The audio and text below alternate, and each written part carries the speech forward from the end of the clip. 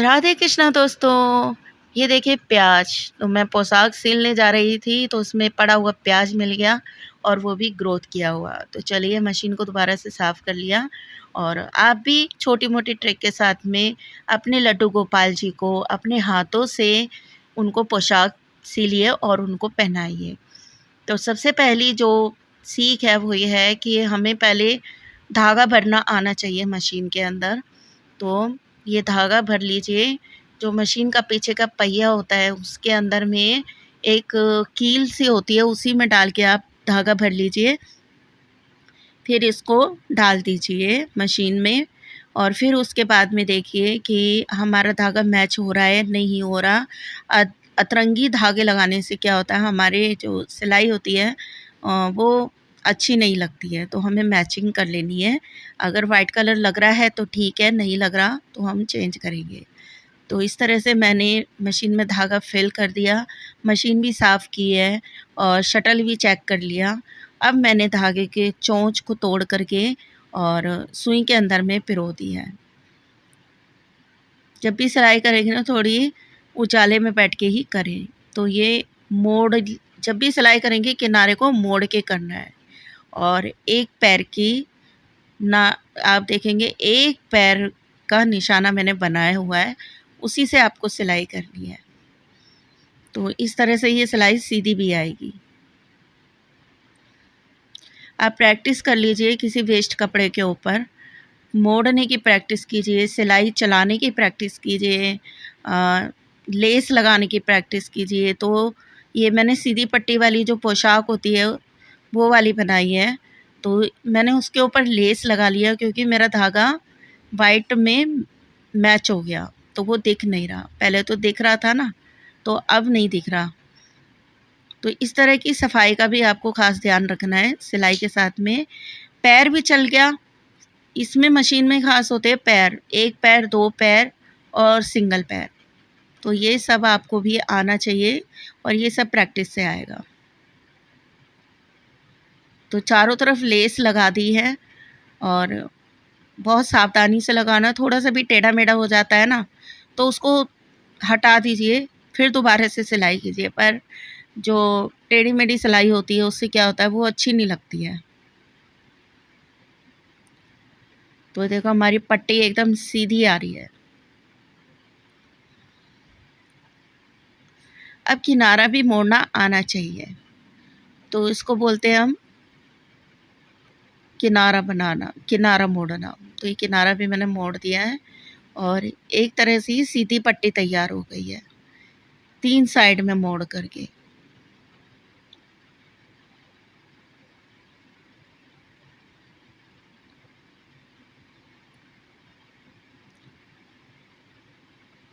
बस मशीन चलानी आनी चाहिए, थोड़ा धागे-वागे मशीन के आना चाहिए और मशीन थोड़ा-सा ठीक भी करनी आनी चाहिए।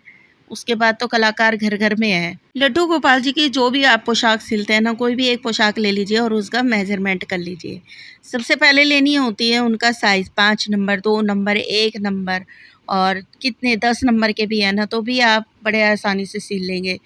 और उसकी मेजरमेंट के लिए सबसे बेस्ट तरीका, एक कोई भी बेकार पोशाक ले लीजिए, खोल लीजिए और सबसे पहले क्या करेंगे, जो न्यू है वो तो क्या करेंगे, खोलेंगे ना पोशाक, कान्हा जी की सिलाइयों से खोल देंगे एक-एक पट्टी और जिस कपड़े को आप सिल रहे हैं उसके ऊपर अच्छे से बिछा दीजिए और ऊपर से आयरन कर दीजिए।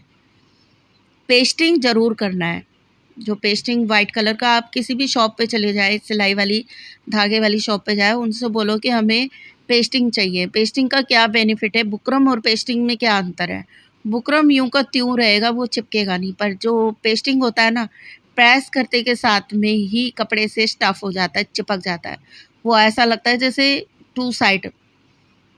तो उससे हमें है ना सिलाई करने में और भी आसानी होती है। मैं बहुत बड़ी सिलाई वाली तो नहीं हूँ, पर ये है कि अगर हम चाहें तो क्या नहीं कर सकते हैं। तो बस वही ट्रिक मैंने अपनाया है, थोड़ा बहुत सीखा है, थोड़ा बहुत देखा है, पर कोशिश रहती है कि कर लेना चाहिए। तो मेरी भाव थे कि मैं जितना हो सके ना अपने हाथों से ही कान्हा जी को पोशाक बनाऊँ और सबको शेयर करूँ कि मैंने क्या-क्या सीखा है। तो अब प्लेट लगानी भी आनी चाहिए। तो मैंने प्लेट लगाई थी सीधी-सीधी। अगर आप चाहें ना तो सबसे बढ़िया रहता है कि आप प्लेट लगाइए और प्लेट के ऊपर एक-एक प्लेट पे आयरन करते चले जाइए। थोड़ी शुरू में तो दिक्कतें आती हैं, पर बाद में क्या है, बहुत जल्दी स्पीड पकड़ लोगे आप लोग।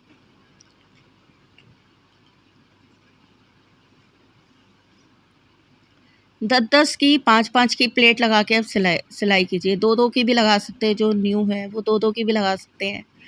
और सिलाई करते टाइम इस चीज़ का ध्यान रखिए, एकदम सीधी पट्टी नहीं, हल्की सी गोलाई करके लोगे ना तो उससे बहुत अच्छी शेप आएगी।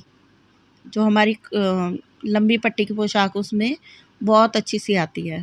पर अब इस चीज़ का भी ध्यान ज़रूर रखना है, जो हमारा किनारा पट्टी होती है उसको हमें एक प्लेट के ऊपर ही रहना है, मतलब उस हिस्से को ऊपर ही रखना है। अगर वो नीचे चले गया ना तो कमर सिलने में दिक्कत आ जाएगी।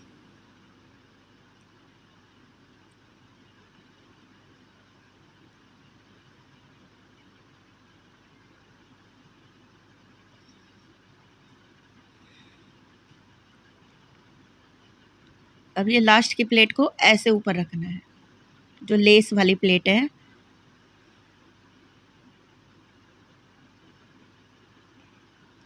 चलिए, हमारा जो मार्जिन वाला काम था ना वो हो गया। अब इसके ऊपर डबल सिलाई करनी है। उससे पहले बनाएंगे हम कमर की पट्टी। जो ऊपर का हिस्सा होता है कान्हा जी का, तो वो उसको नाप लीजिए। तो मैंने अपने कान्हा जी का नाप लिया है और इस तरह से 2 पट्टी मैंने ली है। 2 पट्टी लिए, इसको मोड़ करके बन जाएगा। तो अपनी जो पट्टियाँ हैं उसके ऊपर लेस लगा लो, तो वो सुंदर भी दिखेगी और किनारे भी सिल जाएँगे। तो यहीं पे मैंने दूसरी पट्टी भी अटैच कर दी, क्योंकि बीच में गैप नहीं रखेंगे ना, एक साथ सिलते तो वो छोटा पड़ता। तो थोड़ी एक्स्ट्रा लेस भी आ जाएगी दबाने के लिए।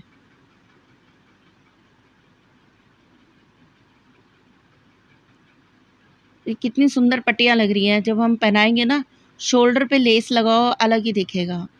अब ये हमारी पट्टियाँ तैयार हो गई है। अब एक दूसरे से अटैच करते हुए इसको सिलाई कर लेंगे हम बीच में से।